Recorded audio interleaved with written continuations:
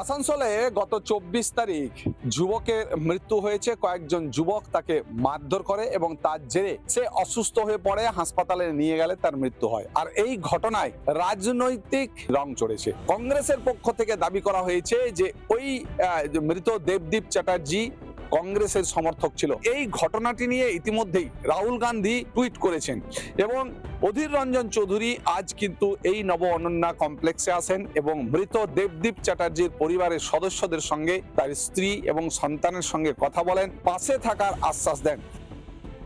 আসানসোলের নির্বাচন পরবর্তী হিংসার বলি হয়েছেন দেবদীপ চ্যাটার্জি।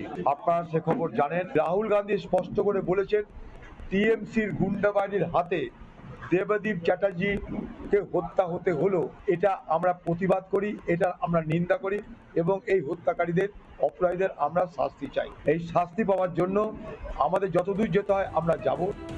গোটা ঘটনায় রীতিমতো চাঞ্চল্য ছড়িয়েছে। যদিও এই ঘটনায় ৩ জনকে ইতিমধ্যেই যেটা জানা যাচ্ছে গ্রেপ্তার করেছে পুলিশ, 2 জনকে আসানসোল আদালতে তোলা হয়। ঘটনার সঙ্গে কেউ যুক্ত কিনা তাদের খোঁজ চালাচ্ছে পুলিশ। এবং যে সময় মারধর করা হচ্ছিল সেই সময় ওই আবাসনের নিরাপত্তা কর্মীদের কি ভূমিকা ছিল তা নিয়েও, সেই দিকটি নিয়েও কিন্তু পুলিশ খতিয়ে দেখছে এবং তদন্ত শুরু করেছে। আসানসোল থেকে ব্রজ ব্যানার্জি, রিপাবলিক বাংলা।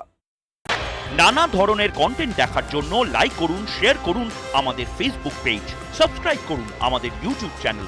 পাশাপাশি অন্যান্য ব্রেকিং নিউজের জন্য অবশ্যই চোখ রাখুন রিপাবলিক বাংলায়।